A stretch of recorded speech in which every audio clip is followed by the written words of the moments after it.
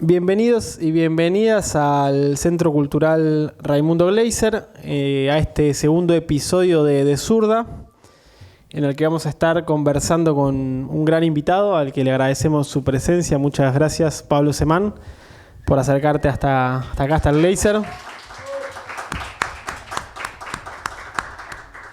Bueno, Pablo, vos naciste en el 64, 5 años después del triunfo de la Revolución Cubana, 5 años antes del Cordobazo. Venís de una familia militante. La primera pregunta era: ¿cómo crees que influyó en tu formación, en tu sensibilidad, el hecho de venir de donde venís, en términos históricos, sociales, como familiares, digamos? Sí, yo creo que debo haber tenido más discusión política entre los 2 y los 14 años que después de eso, ¿no?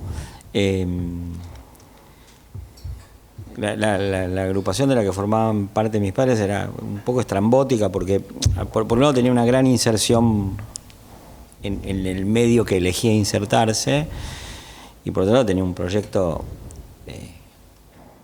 revolucionario, lo cual ya era complicado porque yo diría, aunque había un proceso de radicalización, no era mayoritario, y menos por esa vía, y dentro de esa vía era una vía maoísta que era más, ni más extrema ni menos extrema, pero muy diferente, ¿no? Entonces, entonces lo que yo, digamos, siempre tuve en cuenta es que una cosa era lo que decían mis padres que pasaba y otra cosa era lo que yo veía que pasaba. Entonces, eso a mí me dio como una gran independencia política. Me acuerdo que cuando yo empecé a ir a la escuela primaria en Córdoba, que era ya en segundo grado, era una escuela pública y nos hicieron rezar, y mi vieja fue con todas las ínfulas de laicista, militante, que yo iba a hacer un escándalo. Y yo dije, cagamos, o sea, nunca más le voy a dar la representación de mis relaciones exteriores a esta señora. Porque, y me acuerdo que, no sé, yo preguntaba, ¿por qué estamos acá? ¿Por qué vivimos del otro lado? Mi mamá me decía, bueno, no, porque estamos en la revolución, qué sé yo, y yo lo que percibía era que en la cuadra de mis vecinos y vecinas y amiguitas y amiguitos, sobre todo chicas, lo que decían era que mi mamá era puta porque usaba pantalones, y que en esa época era como un poco raro, digamos. Entonces la Córdoba conservadora, que la izquierda imaginaba como una especie de Turín insurrecta, era más complicada, ¿no? No quiero desmerecer ni las ilusiones de ellos, ni los procesos que hubo en Córdoba. Simplemente que yo aprendí a percibir otra Córdoba porque yo tenía más contacto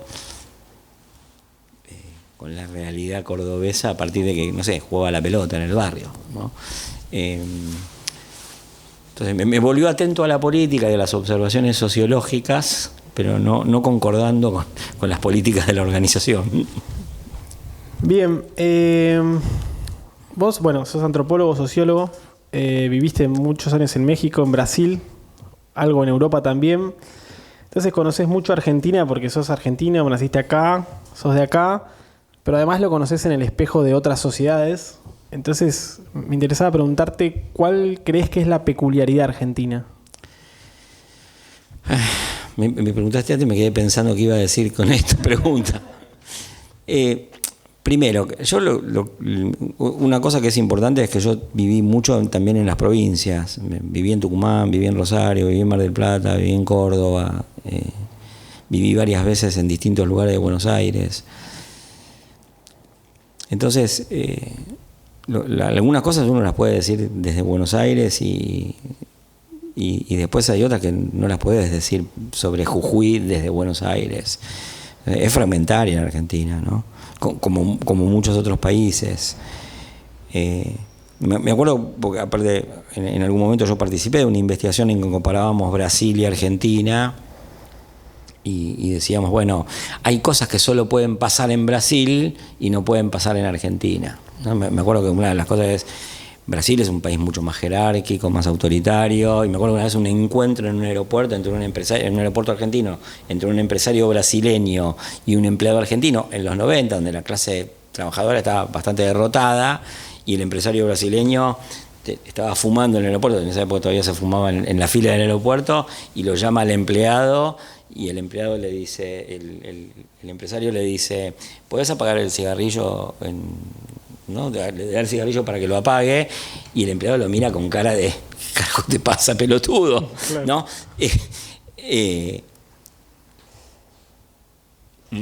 Yo ahí tuve como una especie de epifanía sociológica de pensar, bueno, estas cosas, este encuentro es porque el brasileño piensa que estas cosas pueden pasar en Argentina, y el argentino no sabe que los brasileños pueden pensar que se les ocurren estas cosas. Creo que esa diferencia entonces entre una cosa más igualitaria está muy presente en la Argentina si uno la compara con el resto de América Latina. Insisto, por lo que dije antes, que no creo que eso esté totalmente extendido a todo el país, ni que sea constante, porque el empobrecimiento facilita que la gente se hunda, digamos, o se curve por la necesidad, no por vocación. Ahora, aún así, qué sé yo, cuando uno ve cómo son las formas de mendicidad en México, en Brasil o en Europa, que son formas totalmente inclinadas, tratando de demostrar que uno no es un peligro para el otro, qué sé yo, y uno ve cómo pide la gente que pide en la calle, dale, dame, qué sé yo, ¿viste? Y dice, bueno, hasta los más desigualados se piensan iguales a los otros. Creo que eso es una particularidad de la Argentina. También hay que empezar a ver otras particularidades, porque esta que yo digo la han marcado muchos, que son más macro, ¿no? Y nosotros tenemos una dialéctica entre inclusión y pérdida de dinamismo de la economía, que no quiero cuestionar la inclusión, pero sí quiero poner de manifiesto que nosotros tenemos una dinámica económica muy complicada, y el problema económico argentino es cada vez más agudo, ¿no? Tenemos el mismo tipo de crisis, o en parte es el mismo tipo de crisis, con periodos cada vez más cortos de esos momentos, las paces entre momentos críticos son cada vez más cortas, y los momentos críticos son cada vez más lacerantes. Entonces, eso, que es una especie de inestabilidad y una especie de... Todo el mundo habla de un péndulo, ¿no? Porque se va el Partido de la Inclusión, vuelve el Partido de la Inclusión, vienen los liberales, se van los liberales, pensando, no sé, en el liberalismo económico, sea más o menos políticamente liberal, que en general no lo es, y el liberalismo de la dictadura, que era solamente económico, y pensando en el Partido de la Inclusión centralmente en el peronismo, ¿no? Porque no hay como ocultar el hecho de que el Partido de la Inclusión en Argentina, por lo menos en los últimos 80 años, es el peronismo, acompañan otras fuerzas, pero es el peronismo. Entonces, a veces se ve un péndulo, ¿no? Entre una cosa y otra, el liberalismo y el Partido de la Inclusión, pero al mismo tiempo creo que nosotros vivimos, y cada vez más nítidamente, una pendiente. Entonces, estamos entre el péndulo y el tobogán. Entonces ahí yo veo otra particularidad, que es la oscilación, ¿no? Entre el Partido de la Inclusión y sus distintos retornos y el liberalismo, y la supuesta pendulación en una cosa que es un tobogán, ¿no? Y eso creo que le da un tono específico a las luchas políticas de la Argentina de los últimos 25 años, ¿no? Donde el kirchnerismo tuvo una presencia central, algunos podrán juzgar revolucionaria, otros no, pero con un grado de conflicto político muy alto, para defender un programa, y yo no lo critico, no lo digo críticamente, no lo digo en contra, pero para defender un programa que finalmente fue de cuidados paliativos, ¿no? Que eso habla de una relación de fuerzas en la sociedad argentina. Entonces esa particularidad está.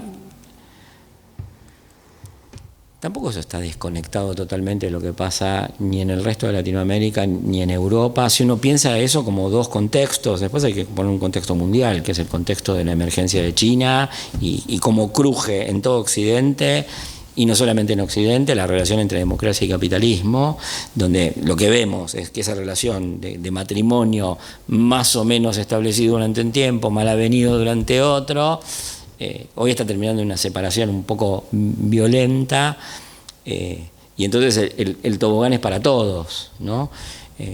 Donde, no sé, uno ve en Europa y hay una especie de asalto final al estado de bienestar. Eso en Estados Unidos ocurrió, diría yo, hace bastante tiempo y mucho más fuertemente. Y en el resto de Latinoamérica, yo diría que bastante. Y donde en Argentina ese conflicto tiene estas particularidades. Venimos de una tradición igualitaria muy fuerte, en un contexto en que Argentina no resuelve, no sé si bien, no digo que, no quiero decir resuelve mal, resuelve de una manera diferente, que renueva permanentemente el conflicto, la inserción económica de Argentina en el mundo y la estabilización de su economía y su moneda, ¿no? En eso es muy diferente de Brasil, de Perú, de Chile. Con esto no quiero decir que estemos peor que en Perú, Chile o Brasil, digo, es diferente, ¿no? No sé, sería un seminario entero decir si es peor o es mejor. Muy interesantes los dos puntos que planteás. Dejo por ahí el segundo para un poquito después. El primero, vos mencionabas esto de que algunos autores lo mencionan como la irreverencia, ¿no? De este sentido igualitario de la sociedad argentina. También cuando se habla de la sociedad argentina se habla de una clase trabajadora muy fuerte, muy organizada, de unas reservas democráticas, sobre todo del 83 para acá, muy grandes, lo que por ahí en parte hizo que para muchos y muchas sea difícil prever que Milei podía llegar a ganar las elecciones. Como en este país que gane Milei era algo un poco contraintuitivo. Y en el mismo sentido, ante la debilidad que el gobierno tiene actualmente, hay muchos y muchas que ya rápidamente salen a plantear como que lo que pasó fue un paréntesis, ¿no? Como que fue un exabrupto histórico lo que pasó con Milei, y que Milei se quedaría ahora con la base social histórica de la derecha gorila argentina, y lo novedoso del fenómeno habría sido algo que ya pasó. Ustedes en 2023, antes de que gane Milei, escribieron un libro que se llamaba Está entre nosotros, era el título, que hacía referencia a había un fenómeno social que gane o no gane Milei, ya había venido. Entonces mi pregunta es, si mañana Milei se fuera, ¿no? Eso que estaba entre nosotros antes que Milei llegue, ¿va a seguir entre nosotros, digamos? A ver, la primera respuesta breve, sí, va a seguir entre nosotros. No es correcta la tesis de que las elecciones son la única manera o la mejor manera de leer las relaciones de fuerza. Para mí, hacer una lectura de la sociedad argentina exclusivamente a partir de las elecciones es quedarse en la pendulación sin ver la pendiente, ¿no? Es ver la oscilación y no ver el tobogán. Yo creo que desde el año 75 nosotros vivimos en una sociedad que se fue estructurando cada vez más como una sociedad neoliberal. Yo tengo dudas de esa encuesta que dice que había menos de 10% de pobreza, por eso es una encuesta que estaba hecha en la capital, pero incluso en ese contexto, incluso aceptando algo de esa encuesta y que Argentina tenía un capitalismo que más o menos funcionaba con industrialización sustitutiva de importaciones. Los estudios sociológicos y socioeconómicos de esa época, algunos dicen que el complejo metalmecánico en la provincia de Buenos Aires dejó de absorber empleo a fines de los 60, ¿no? Pocos autores rescatan eso. Por ejemplo, Carlos Pañi, en su libro sobre el nudo, ¿no? Sobre el conurbano bonaerense, y José Nun escribió en 1975, un gran sociólogo argentino, un primer trabajo sobre los trabajadores autónomos, ¿no? Después vino la dictadura, la desindustrialización, el funcionamiento económico deficitario de la Argentina, no me refiero al déficit fiscal, sino el funcionamiento económico deficitario de no absorber a la población económicamente activa, de meterla en un régimen de endeudamiento de la época de Alfonsín. la exclusión de la crisis hiperinflacionaria de la que nunca se volvió, ¿no? O sea, muchos recuerdan al menemismo, incluso desde el progresismo, como que tuvo una etapa buena, pero la mejor etapa del menemismo estaba mucho más atrás de aquellos años 70. Y después lo mismo pasa con la crisis del 2001, que aparte acá en el conurbano empezó en el 98, ¿no? Y esa crisis fue un descenso, un escalón más, del cual los gobiernos, y de nuevo no lo digo críticamente, pero las mejoras del dualdismo y del kirchnerismo, con transferencias monetarias, creación de empleo, recuperación de las jubilaciones, formalización del trabajo, que hubo todo eso, alcanzaron a recuperar solo una parte de lo perdido en esos 4 años de la crisis, no digamos de volver atrás lo que había empezado en el 89. Entonces, son 30, 35, 40 años donde vos acumulaste fragmentación, emprendedurismo, cuentapropismo. Eso es una sociedad neoliberal. Entonces, el neoliberalismo no es que, si yo le pregunto a alguno de ustedes, ¿es neoliberal? Y me van a decir todos que no.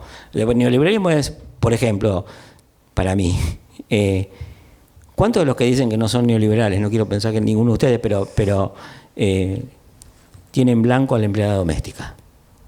¿No? ¿Cuántos dejan propina? Y no voy, se dicen así, bueno, no voy a un bar porque tengo que dejar propina al 15%. Entonces, no es que neoliberales son los otros solamente, obviamente que son los otros, pero tenemos vidas neoliberales. Eso es lo primero que yo diría. Y entonces eso no cambia porque gane o pierda Milei. Y obviamente hay una parte de los sectores populares que desde hace mucho tiempo se viene inclinando por opciones en parte más autonomistas y en parte más liberales económicamente, que fue creciente desde el 83 en adelante. Entonces, pues, alguien puede estar con bronca porque yo dije, y no en 2023 que lo dijimos, en 2023, sino en 2012, está escrito, y eso a mí me causó muchísimas peleas con el kirchnerismo, pero está escrito, está en página 12, donde nosotros decíamos, miren, si seguimos por este camino va a ganar el Frente Amplio de la Libertad. Y el nombre a mí no se me ocurría por casualidad, sino porque había observado procesos en otros países donde la derecha retornaba y la extrema derecha se rearticulaba alrededor de la libertad contra el estado de bienestar, en el asalto final al estado de bienestar. Todo eso tiene una densidad histórica enorme, inclusive, yo no quiero denostar el voto antimileísta de ninguna manera, pero si uno lo ve en términos de las relaciones de fuerza, el tipo de conflicto, el tipo de programas que hoy tenemos, bueno, no es que quienes triunfaron contra Milei triunfaron con un programa de reversión de todo eso. Y tampoco estoy pidiendo que hicieran eso, ¿no? Que reviertan, no digo los últimos 2 años, sino los últimos 50.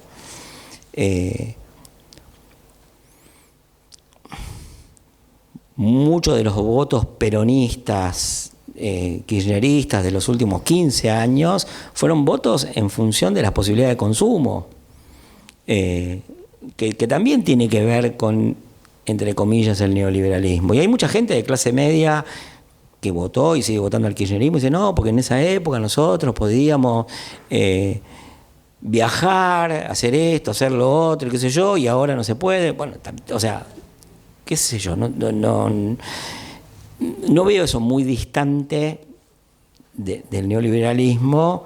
Esto no es para decir que del lado opositor es más neoliberal que el lado oficialista en este momento.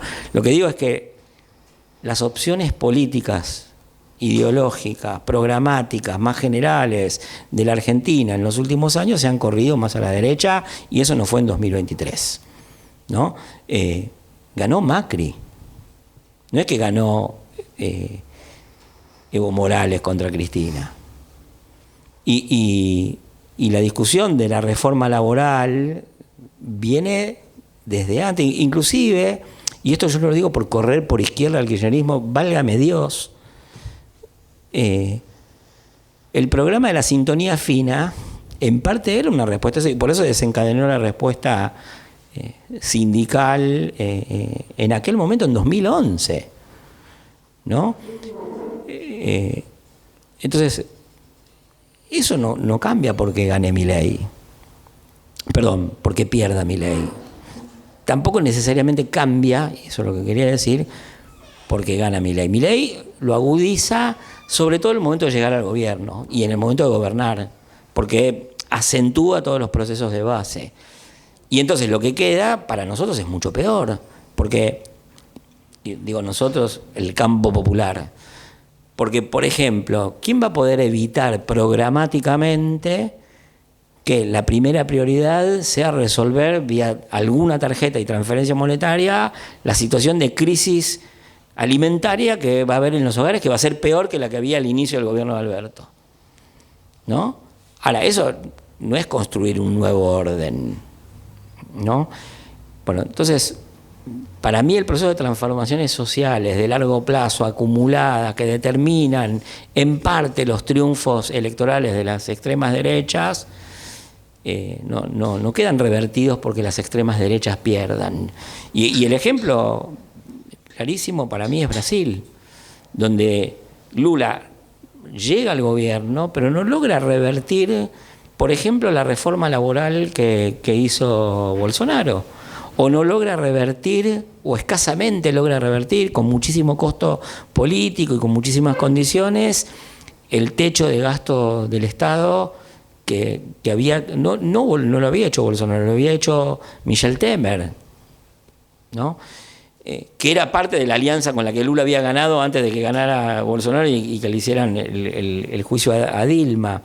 Entonces, reducir lo electoral a lo político, para mí es una contradicción enorme y no permite responder bien la pregunta que vos hacés. Creo que este análisis permitiría hacerlo un poco mejor. Yo siempre cuento una cosa que es... en un lugar de una oficina estatal que trabajaba con pueblos originarios, los empleados del Estado, 15 años empleados del Estado, que controlaban una casa así y donde la gente de pueblos originarios no pasaba a la zona de material de la casa y nunca se habían dado cuenta que estuvieron 15 años en esa situación, se paraban todos los días arriba de un banquito en la puerta y le decían: lo que ustedes tienen que hacer es empoderarse. Y que esa gente que estaba con las pelotas llenas de escuchar ese discurso sin que nada mejorase mucho, cuando gana Macri se sienten, bueno, nos liberamos de los liberadores.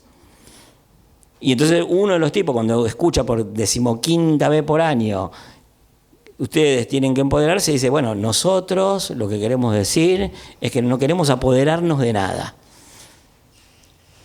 Y nadie se preocupó por entender qué entendía la gente por empoderarse. La gente estaba entendiendo usurpar las tierras en los términos de ellos. Entonces, una cosa es lo que uno dice, otra cosa es lo que uno hace. Entonces, el antineoliberalismo muchas veces recorre un camino muy parecido al del neoliberalismo, en ejercicios sordos del poder, en retóricas emancipatorias que realmente son sordas y que le resultan, a la gente que las recibe no le resultan ni siquiera mímicas, porque no conoce la versión original. A mí me resultan mímicas.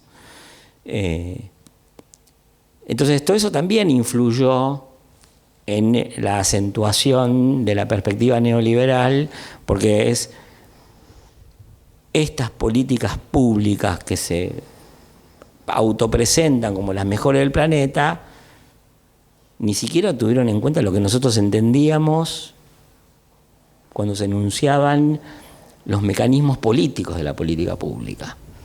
Por ¿no? reacción, decís. Entonces, eso también es parte del neoliberalismo. Y hay un tema más profundo que, ya que estamos hablando de temas de largo plazo, bueno, ¿cómo se relacionan Estado y militancia? No es tan fácil, ¿no? Sobre todo porque muchas veces ser militante desde el Estado te desobliga de tu función estatal y finalmente desprestigias al Estado. Eso es un problema, ¿no? O sea, nuestra lucha contra el neoliberalismo a veces le hizo el caldo gordo.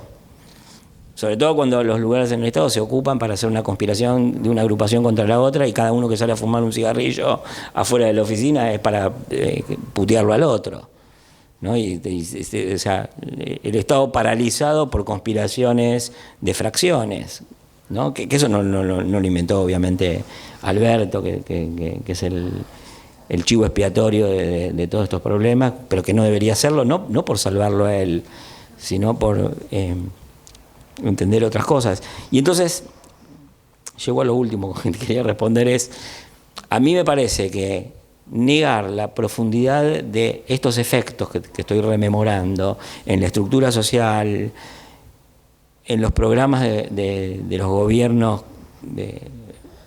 antineoliberales, en las prácticas políticas, hay una preocupación muy narcisista por cancelar las responsabilidades sobre las que no se reflexiona. Entonces, acá no pasó nada, no ganó Macri, nunca ganó Macri, fue todo culpa de Alberto y ahora esto fue un accidente, ¿no? Y no es ninguna de esas cosas. No fue un accidente, no fue todo culpa de Alberto, que es un pelafustán, y tampoco es que no ganó Macri, Macri ganó. Y pasaron otras cosas antes que habría que rememorarla. Por ejemplo, que en 2003 el neoliberalismo sacó mínimo el 41, 42, 43% de los votos, sin contar que Néstor Kirchner había tenido una posición medio intermediaria, no era la posición dualdista de la especificación, si es que consideramos la mayor crítica a la convertibilidad de eso. Él decía, bueno, ajustemos con el SER, y el asesor de Néstor Kirchner era Cavallo.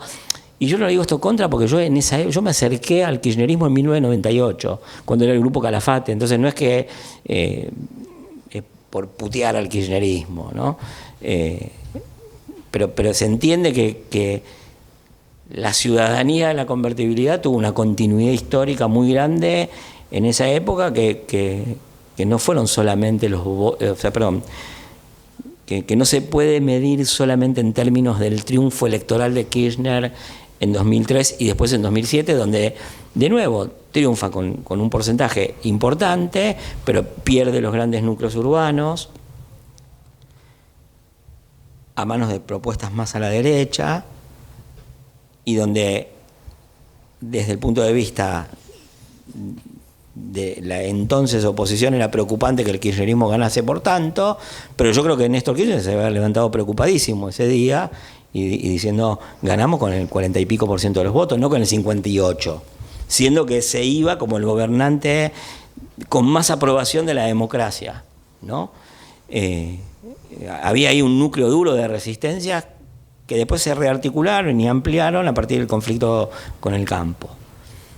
Bueno, todo eso es estructural, o por lo menos es una historia muy densa. Si alguien quiere decir que porque Milei va a perder probablemente las elecciones en la provincia de Buenos Aires la semana que viene, eso se terminó, estamos muy equivocados. Sería una irresponsabilidad. Y no es que yo no quiera que Milei pierda la elección y no esté haciendo cosas para que pierda, digamos. Si querés, hay otro lado de esta cuestión, que es, a ver, hay una especificidad de la cuestión del momento, no de la elección, no de la coyuntura electoral, sí de la coyuntura política, entendida como un momento de la época, que es, yo tuve la oportunidad de hablar con empresarios, miembros de las élites argentinas en los últimos tiempos, y no son mileístas, pero entienden que el programa mileísta es una gran oportunidad histórica. De hecho, muchos de ellos estaban contentos cuando ganó Bolsonaro. Los industriales argentinos estaban más contentos con Bolsonaro que los industriales brasileños en 2018. Entonces, hay toda una discusión actual, que es, si se cae Milei, ¿qué hacemos? Desde el punto de vista de esas élites, que es estabilizar el programa de Milei, o sea, que pierda Milei, pero que no pierda el programa. Lo cual refleja lo que te venía diciendo de la relación de fuerzas. Y hay mucha de esa gente que está dispuesta a sostener ese programa con esfuerzo político y con un empeño muchas veces represivo, ¿no? No sé si era eso lo que me estabas preguntando, pero digamos, el otro lado de la cuestión también hay que desarrollarlo, que es en esta relación de fuerzas, en este conflicto, en este momento del tobogán, no solo del péndulo, también tenés esa rearticulación de las élites alrededor de un programa mucho más radical, ¿no? Por ejemplo, sin ir a los grandes empresarios,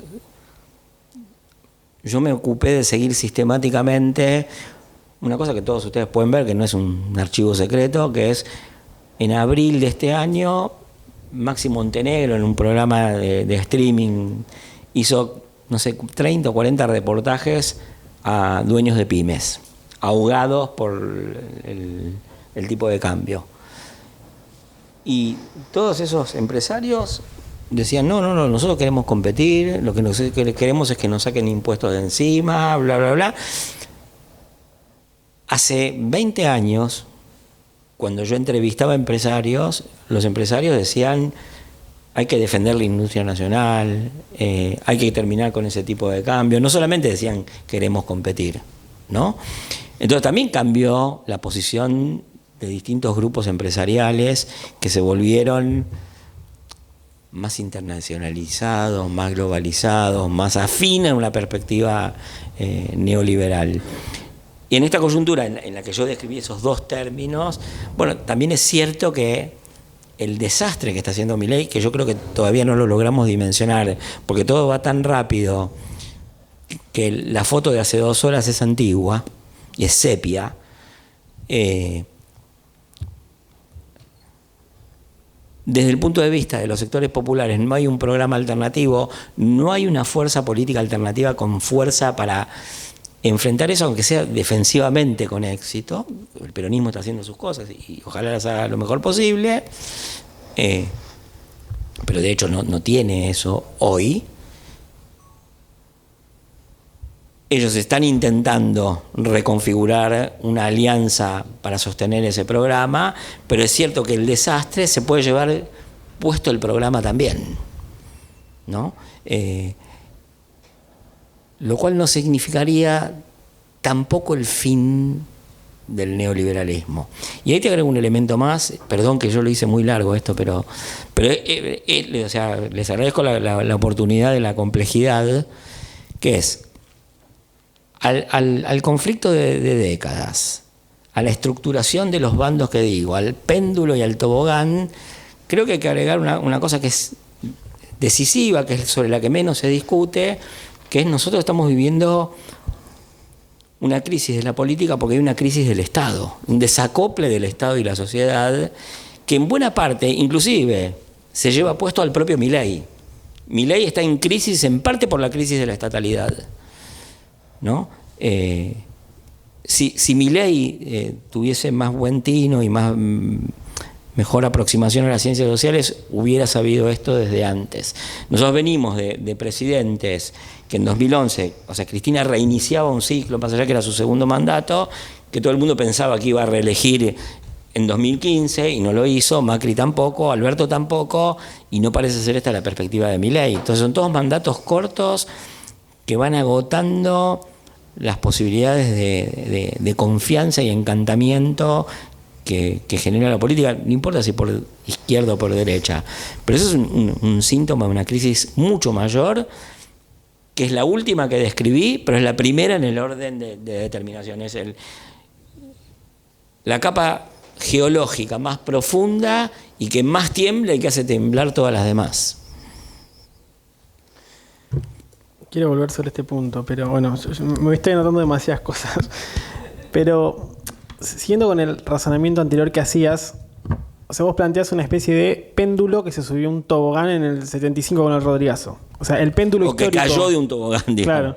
El péndulo histórico de la política argentina, en el 75 con el Rodrigazo, se sube a un tobogán, entonces es una espiral hacia abajo, digamos, ¿no? Sí, si comparás el programa de Rucci con el programa de, no sé, pongamos, el sindicato del neumático hoy, que es algo más a la izquierda, ¿no? O el que tenían, no sé quién ganó ahora la conducción del sindicato del neumático. El programa de Rucci estaba a la izquierda del sindicato del neumático. Sí. Y esto no es por criticar al PO, digo, era otra circunstancia histórica.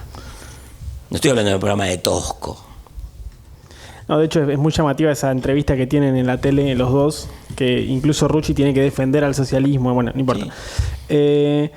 Se sube a ese tobogán, digamos, el péndulo, incluso el propio rol que juega el Partido de la Inclusión, como vos lo mencionás, termina legitimando un poco al neoliberalismo, y el neoliberalismo entra a nuestras vidas, construye una nueva sensibilidad. Vos en algún lado lo escribís, planteás que una sensibilidad social no habilita un solo tipo de comportamiento político, podría habilitar otro, en parte porque un comportamiento político no se deriva mecánicamente de una posición en la estructura social, aunque la estructura social, opino y creo que vas a coincidir, obviamente condiciona esos comportamientos políticos o determina sus posibilidades.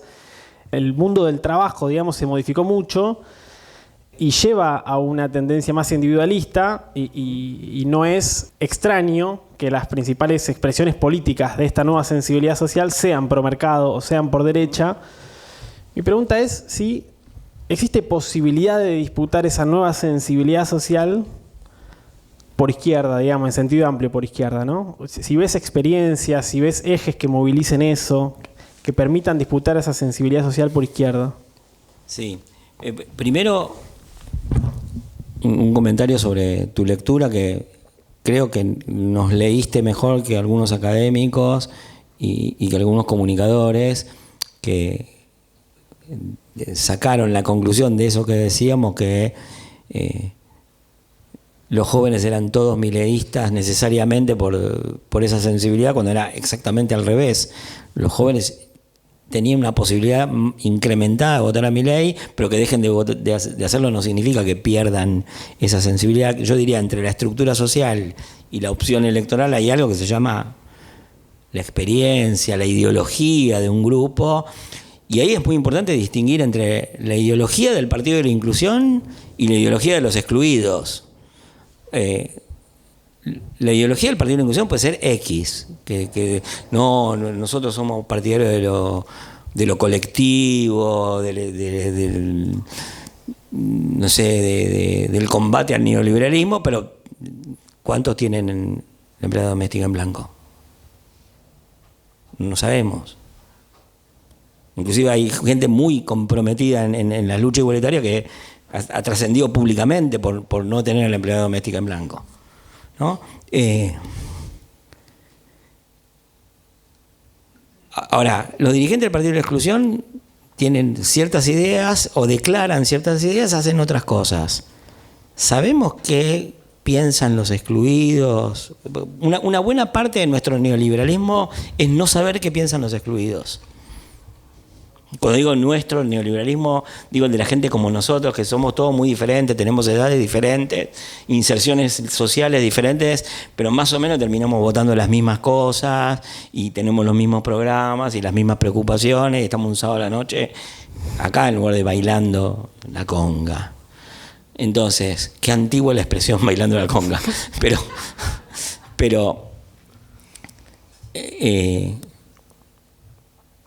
creo que es importante saber cuál es la sensibilidad del Partido de los Excluidos, que vos y es una sensibilidad multiforme, no es un manifiesto, y ninguna ideología es un manifiesto. Ni la de los dirigentes de los partidos del Partido de la Inclusión, ni la de los excluidos. Es totalmente situacional, es pragmático. Entienden unas cosas, hacen otras, hay que estar mucho tiempo para entender cómo piensa y vive la gente las cosas y cómo ejerce sus opciones en situaciones donde, como todos, decidimos con poca información, con restricciones, con exigencias del momento. Bueno, la sensibilidad esa que vos subrayás es plural, es multiforme, pero tiene grandes posibilidades de opciones electorales neoliberales y de opciones existenciales más profundamente individualistas, neoliberales, antiestado, qué sé yo. Les voy a dar un ejemplo brutal, que es, una vez, esto me lo contó un amigo, que me decía, este es el tipo de personaje que vos estás entrevistando, ¿no? O era la exageración, es un tipo que hace tiny houses, esas casas móviles y qué sé yo qué, de 20 metros cuadrados, y que el tipo tiene calculado cuántos meses por año tiene que laburar para poder sobrevivir. Y labura, no sé, 6 meses por año. Y entonces le pregunta, bueno, pero vos ahorrás o pagás una prepaga. No, yo ahorro, porque yo es el día que me enferme quiero pagarla toda. Bueno, pero o sea, está tan desconectado de una perspectiva colectiva que no puede entender que un sistema médico no se puede solventar individualmente. Ni los millonarios piensan eso, ¿no? Bueno, eso está primero en la base, eso es lo que hay que disputar. Lo que vos preguntás es, hay que disputar eso, es muy difícil de disputar eso.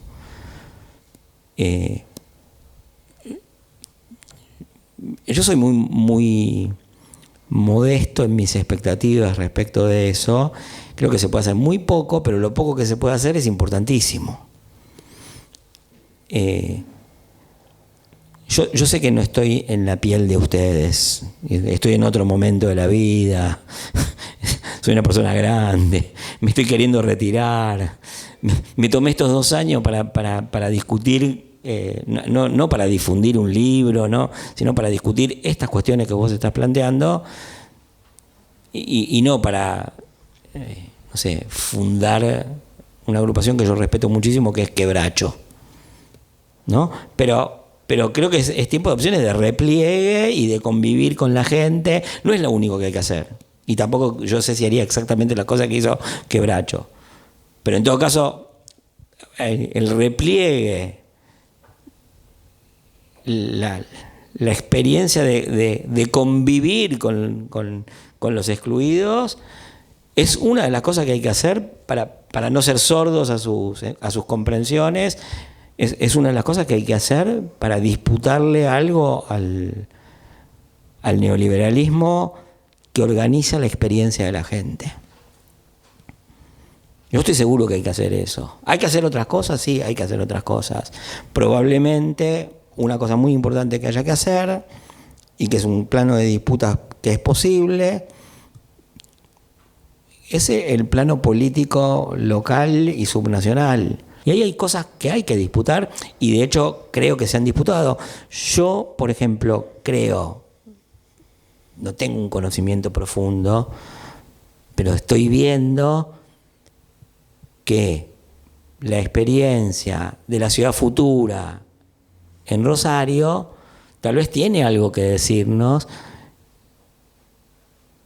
y es importante tenerla en cuenta, ¿no? Que, no sé, ellos podrán disputar, por ejemplo, cuestiones de creación de bienes públicos más que de estímulo al consumo, que yo creo que esa es una alternativa al neoliberalismo. Bueno, me parece que es importante tener en cuenta esas cosas. Después hay otra cosa que también se puede hacer, o sea, fui subiendo de nivel, ¿no? Digo, replegarse en el seno del pueblo es una opción, si se quiere, más maoísta. Disputar los dispositivos políticos subnacionales y ir con propuestas de política pública es otra posibilidad, porque la política en las provincias no es lo mismo que la política a nivel nacional. Y después hay otra cosa que es, en Argentina nos hemos acostumbrado a desvalorizar sistemáticamente la experiencia uruguaya.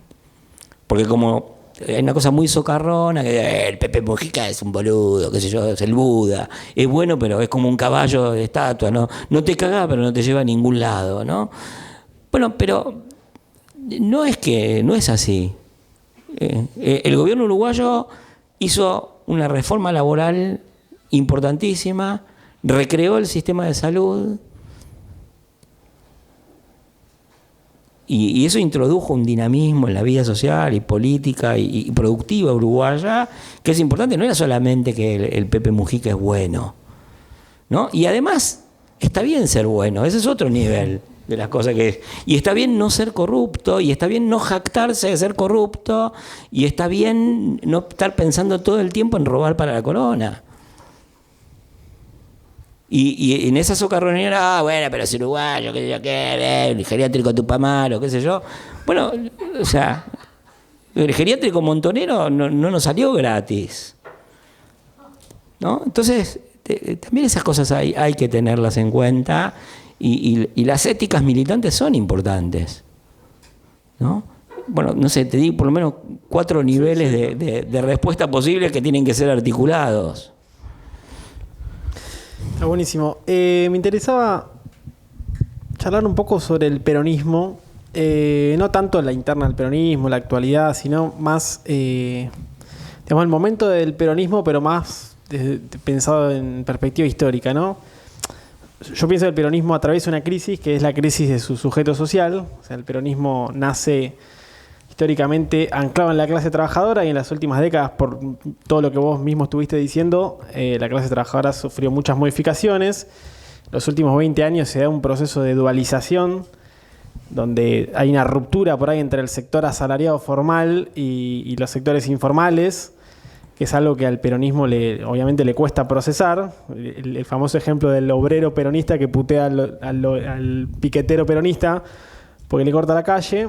Pero también hay algo de una fuerte presencia de penetración del peronismo en los sectores medios, que no es una novedad, pasó en los 70, incluso pasó en los 90. Y en los 60. Y en los 60. Pero tiene una intensidad que me interesaría saber qué opinás vos de eso. A veces pienso, extremando el punto, que en los sectores medios está un poco de moda ser peronista, y no sé qué tanto está de moda ser peronista en los sectores populares o en los sectores laburantes. Hay por una especie de autofocus group que puedo hacer, que es, viste, que cuando se canta el feliz cumpleaños con el peronismo. Estuve en un montón de cumpleaños en barrios populares, en villas, nunca lo escuché.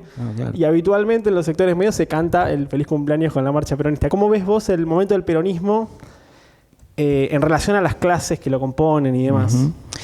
A ver, primero, yo lo primero que diría es, el peronismo, esto es importante para mí recuperarlo como noción histórica, nace anclado en la clase trabajadora y también en un segmento del Estado, de una estatalidad que era más consistente, más robusta, y de unos tipos que, como los del grupo de obra de unificación, ven, por ejemplo, que en Mendoza los conscriptos tenían una talla en los años 30 y 40 menor que la que tenían en la leva de conscriptos de los años 20, y que dicen, digamos, en medio de un mundo en guerra y de un ejército que tiene que prepararse para potenciales guerras, dicen, bueno, acá hay algo que no está funcionando, la base de la sociedad no está funcionando, ¿no? Y se preocupan por la inclusión social, pensándolo desde el proyecto militar. Y entonces el peronismo se hizo en parte desde el proyecto militar y en parte desde el Estado. Y eso es importantísimo, ¿no? Primero. Segundo, que el peronismo está precedido no solamente por los 3 años de la obra del GOU y de la intervención de Perón, sino también por años de experiencia de las clases trabajadoras, y no solo en los sindicatos anarquistas o socialistas o sindicalistas revolucionarios, que a pesar de ese nombre eran mucho más negociadores, sino también porque las clases trabajadoras habían participado, el 80% de los votos hasta los 40 se los llevaban el Partido Radical y el Conservador, ¿no? Y ahí votaban en parte los sectores populares. Tiene una complejidad mayor que ese anclaje exclusivamente en la clase trabajadora.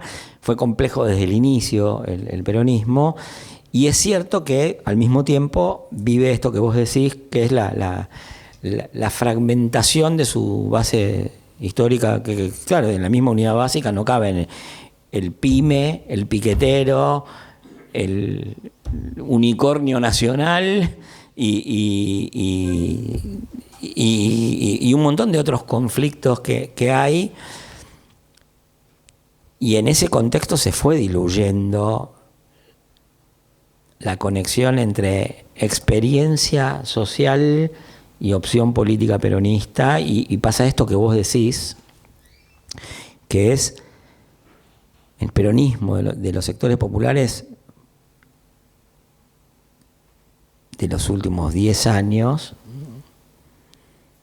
no es el mismo que fue ni en los primeros 10 años del siglo XXI, ni el que había sido históricamente, inclusive hasta el menemismo. Porque también es importante otra cosa.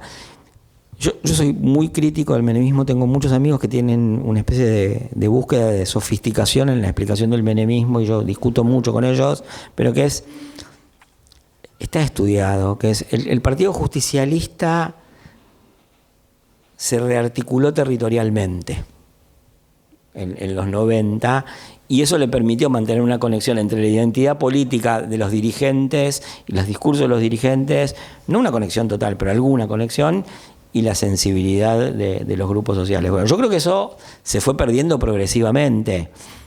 Por ejemplo, estos tipos que decían ustedes tienen que empoderarse y ni sabían qué escuchaba la gente, están mucho más lejos de las bases sociales del peronismo que lo que podía estar Pierri. Miren lo que estoy diciendo, ¿no? O sea, un hippie que quería empoderar a los pueblos originarios estaba más lejos de la sensibilidad de su base social que un tipo como, no sé, Pierri. Estoy exagerando, ya sé que estoy exagerando, pero hay que poner un poco esas comparaciones para entender qué pasó con el peronismo en las clases populares. Eso es una cosa que hay que tener en cuenta. La otra que hay que tener en cuenta es, por lo menos para una generación contemporánea de peronistas, Cristina Fernández de Kirchner es el emblema de la emoción, ¿no? O sea, con mujeres de entre 40 y 60 años uno nombra a Cristina y lloran. Eso es también parte de la realidad del peronismo contemporáneo, y también es otra realidad del peronismo contemporáneo que para los más jóvenes es pasado, es corrupción, es autoridad, es muy heterogénea entre los sub-35 la caracterización de Cristina Fernández de Kirchner, pero nada de todo eso que ocurre en las clases medias, en las clases populares, implica que la gente cante la marcha, que la cante en el cumpleaños, que se ponga la foto de Perón con el caballo pinto, ¿no?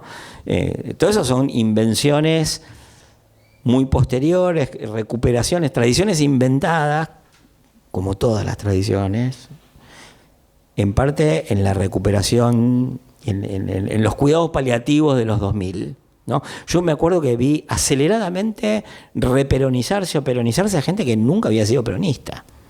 Y no empezó ahora, empezó en el 2000. Yo me acuerdo perfectamente porque en esa época la hipótesis era que el peronismo estaba destruido y que Menem había diluido al peronismo y qué sé yo qué. Y hay una rearticulación territorial previa, mucho el dualdismo, pero otra que en los 2 años de recuperación económica del 2002 al 2004 empezaron a aparecer en San Telmo los famosos afiches de Perón con el caballo pinto, que habían desaparecido del mapa, ¿no?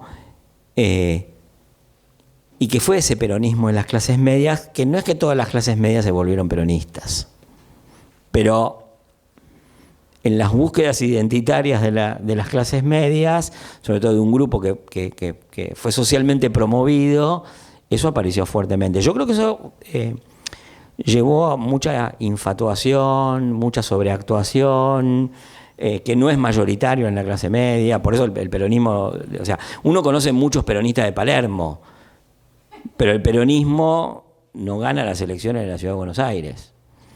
Entonces, hay muchos peronistas de clase media que están sobrerepresentados en el peronismo, con su versión. Muchos peronistas de clase media de la capital federal que están sobrerepresentados en el peronismo. Pues yo conozco dirigentes barriales del peronismo del sur de la provincia de Buenos Aires, del conurbano sur, digamos, que son peronistas de clase media, y que están sobrerepresentados en el peronismo. Yo conozco dirigentes barriales del peronismo del sur de la provincia de Buenos Aires, del conurbano sur, digamos, que son peronistas de clase media, y que están sobrerepresentados en el peronismo. Yo conozco dirigentes barriales del peronismo del sur de la provincia de Buenos Aires, que podrían ser tranquilamente una cara del peronismo muy interesante, ¿no? Entonces, esas sobreactuaciones de peronismo, no sé, el general Perón se levantaba a la mañana y hacía yoga, entonces hagamos yoga, ¿no? El general Perón tomaba mate con 2 medialunas de grasa, bueno, tomamos mate, o sea, son todas invenciones muy al servicio de las búsquedas identitarias de la clase media, pero que no representan ni siquiera ni al peronismo en su conjunto, ni pueden influir productivamente en el peronismo, ni representan al conjunto de la clase media. Y después está otra cosa, perdón que te lo hice largo de nuevo, pero que es, vuelvo a pensar en el 45 y en un análisis que leí hace relativamente poco, lo tenía que haber leído antes, pero bueno, es así. En el 45, y esto no es por ser despectivo, al contrario, fue una apuesta de las clases trabajadoras. En la medida que Perón prometía, pero no se sabía si iba a cumplir o no, y qué iba a cumplir. Y yo diría, el Día de la Lealtad, lo digo de la mano de un historiador, que es Roy Ora, el Día de la Lealtad es la elección de 1951, donde las clases trabajadoras votan al peronismo mucho más masivamente que en el 46. ¿No? Los porcentajes que saca el peronismo en las elecciones, en la previa del 51, creo que era el 51, y la anterior, son crecientes. Y la sindicalización dio un salto del 10% del 43 al 45, pero pasaron de 448.000 sindicalizados en el 45 a 2 millones de sindicalizados en los años posteriores. Y las transferencias de ingresos que hicieron pensar que era un gobierno que había hecho transferencias que parecían, digamos, opacaban los logros del socialismo, y que lo dijeron algunos historiadores eso, fueron entre el 45 y el 51. Y recupero esto porque cada generación de clase media, de clase popular, se acerca a los problemas de la historia con la perspectiva de su generación. Y yo creo que lo que nosotros nos tendríamos que preguntar, como generación, una generación no es solamente una cohorte, ¿no? Son varias generaciones juntas, vemos gente que compartimos una experiencia. Entonces nosotros como generación, que yo soy mucho más viejo que todos los que están acá, deberíamos preguntarnos qué tipo de apuestas podemos desencadenar, no qué tipo de autofestejos podemos hacer, que es muy distinto, ¿no? ¿Qué tipo de apuestas podemos desencadenar en cooperación con otros grupos, como fue el peronismo de heterogéneo en su nacimiento? Estamos el 18 de octubre, no hablamos de la coyuntura, pero aprovechemos eso para pensar estructuralmente la política argentina, y como generación que tiene otro problema es,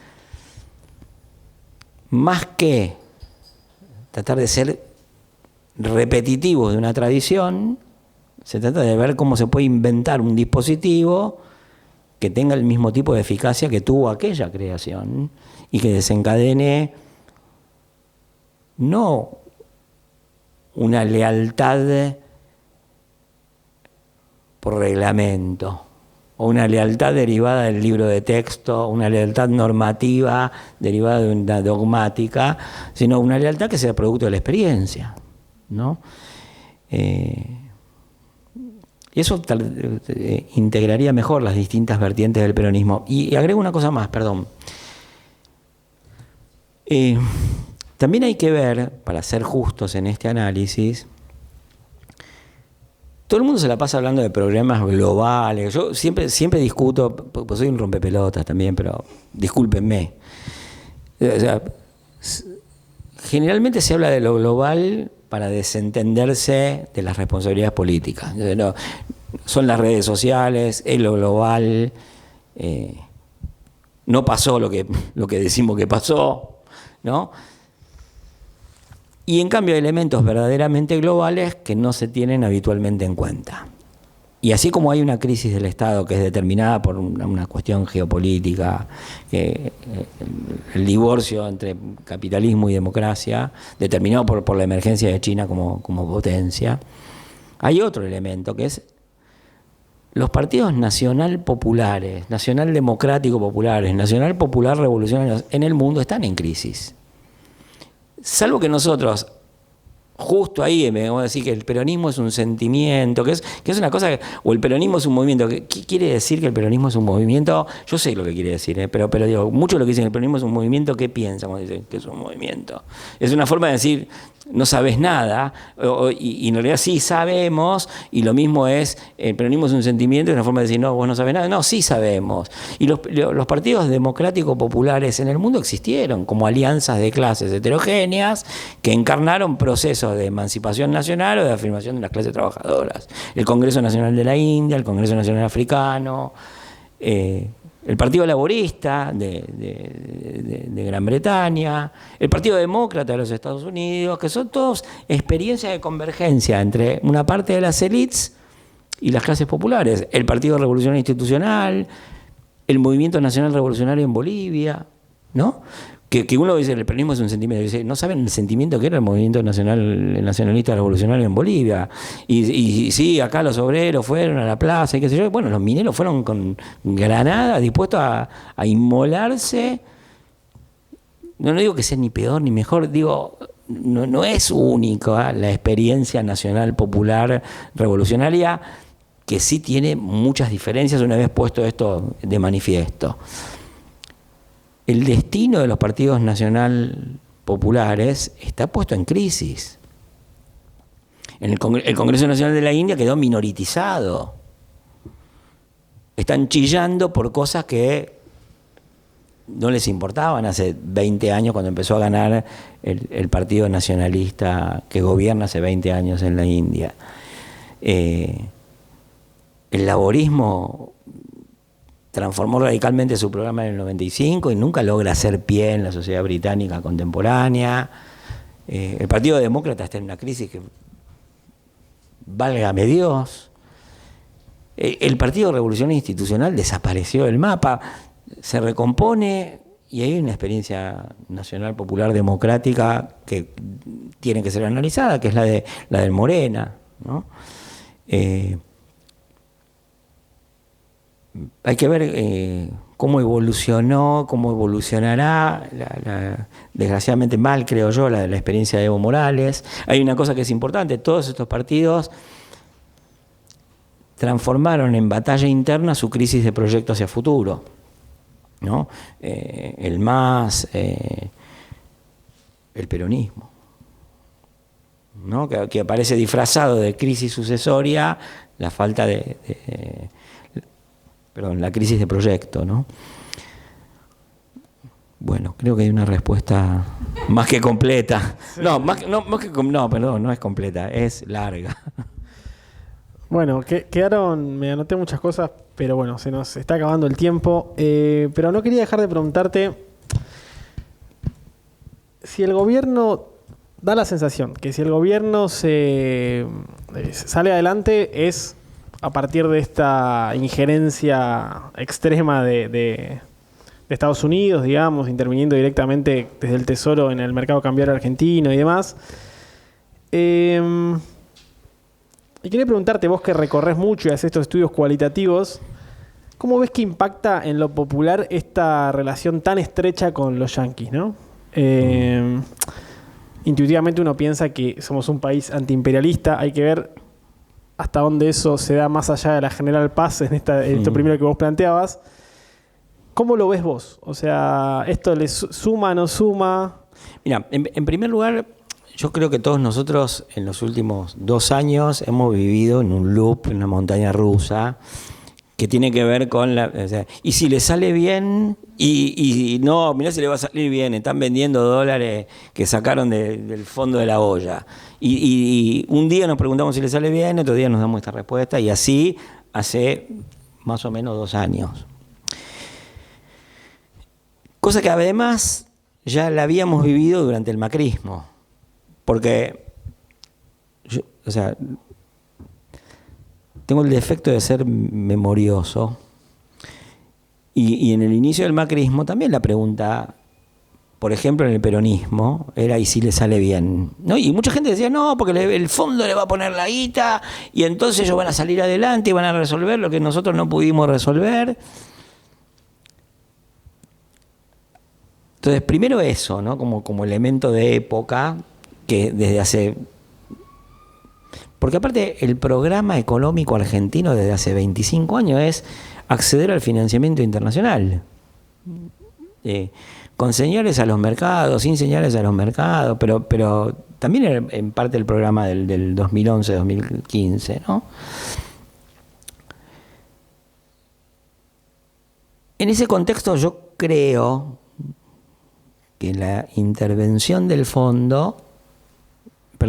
del Tesoro de los Estados Unidos, es una intervención que, como todas las otras veces, pero más gravemente porque engendra más deuda, más dependencia, más condicionamiento, es una intervención destinada a salvar a los bonistas. Cosa que después de que pase, nosotros vamos a decir, era para salvar a los bonistas. Como fue lo de 2017, como fue otras veces, como fue el blindaje. Por eso digo, nosotros muchas veces nos desviamos y decimos, bueno, pero si le sale bien, y yo quisiera decir, también es cierto, puede ser que por el péndulo, por el tobogán en que vivimos, haya más posibilidad de que le salga bien esto que el blindaje. Porque la esperanza de las élites alrededor de este tipo de políticas es, bueno, le vamos a quebrar el espinazo a las resistencias sociales.